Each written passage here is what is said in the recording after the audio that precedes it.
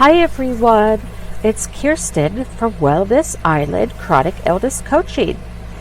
And in my last video, I told you a little bit about my business, Wellness Island Chronic Illness Coaching. And I explained what its purpose is, which is to teach other women with chronic illness how to manage symptoms, reduce stress, improve their holistic wellness, and increase their quality of life, all through a variety of holistic health techniques.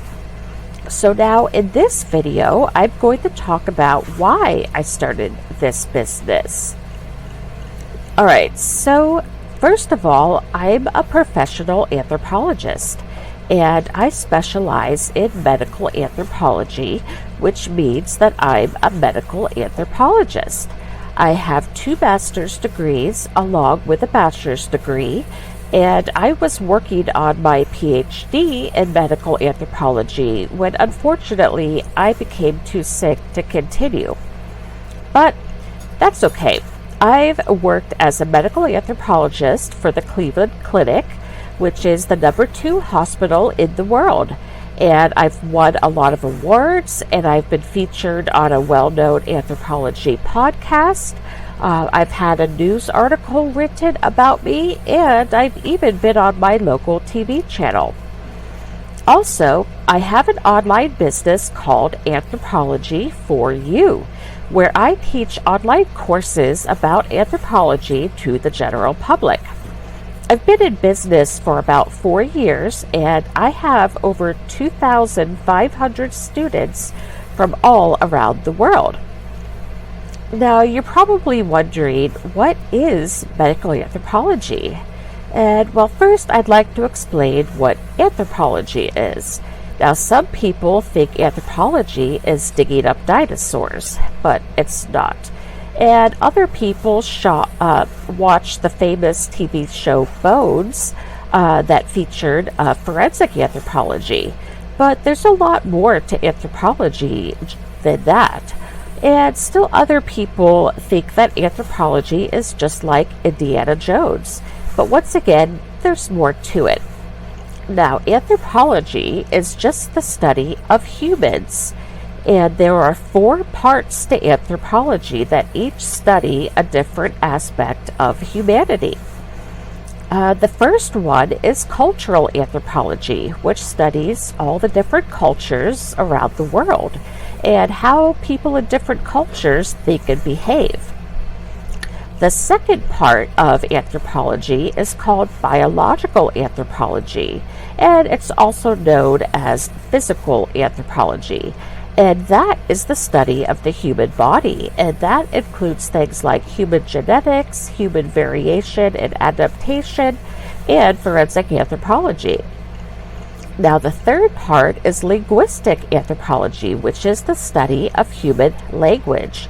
And it's not like learning all the words in each language and how to speak each language. It's more looking at things like language and gender, language and ethnicity, and the origins of language and how languages are related, things like that.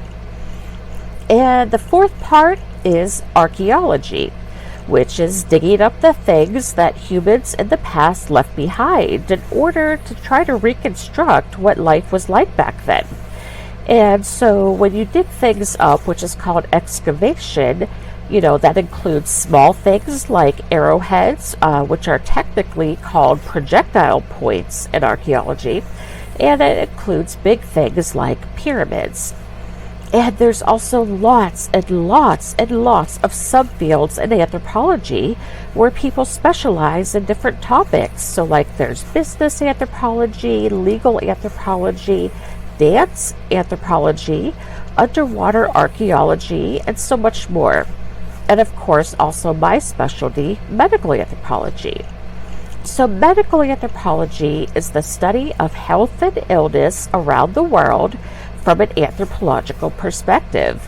And this includes things like nutrition, ideas and beliefs about illness, the relationship between poverty and illness, and so much more. And one of the things that I study within medical anthropology is what people in other cultures do when they get sick. So, for example, like what kinds of medical treatment do they use, like Ayurveda or traditional indigenous medicine administered by a shaman, or do they use herbal medicine, and so on. So, what people do when they get sick. So, earlier this year, one day I thought to myself, okay, I study what other people do when they get sick in different cultures, and I'm sick. So why am I not looking into the different types of medical treatment around the world that I study in medical anthropology? So I started looking into this, and I decided to look for some online courses about this stuff to add to my knowledge from medical anthropology. And then as I learned each holistic health technique, I applied it to my own life with chronic illness. And this has been absolutely life-changing. My anxiety is lower, my stress level is lower, I can manage my symptoms better, and my quality of life has improved a lot. It's been absolutely amazing. And then during this process, I somehow stumbled upon life coaching, and I found out there's such a thing as a holistic health life coach. And they teach their clients how to do different holistic stuff. And then I found out there's something called a chronic illness life coach, where they help their clients learn to live with chronic illness. So basically, I put all this together: holistic health coaching, chronic illness coaching, and medical anthropology. And I decided to become a chronic illness life coach who helps women with chronic illness improve their holistic wellness, which is body, mind, and spirit, through holistic health techniques from other cultures. And I'll be teaching my clients things like meditation, yoga, therapeutic art, music therapy, traditional Chinese medicine, herbal medicine, Ayurveda, and so much more, all in order to manage their symptoms and reduce their stress and improve holistic wellness and increase their quality of life. So I got certified in life coaching, and now I'm just finishing up the process of getting certificates in lots of different holistic health techniques. And I can't wait to help other women with chronic illnesses learn how to do these things. Now, I'm still in the process of putting my business together, so it's not live yet. I'll post a video when I'm finished creating everything and ready to take on clients. I already have my first few clients lined up, but I'll be adding more clients as time goes on. And in the meantime, I'll be sharing videos with tips for dealing with chronic illness taken from these different holistic health techniques. Well, I hope you learned a little about why I started Wellness Island Chronic Illness Coaching.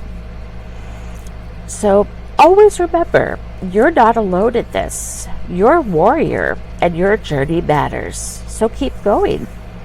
Stay hopeful, stay strong, and see you soon.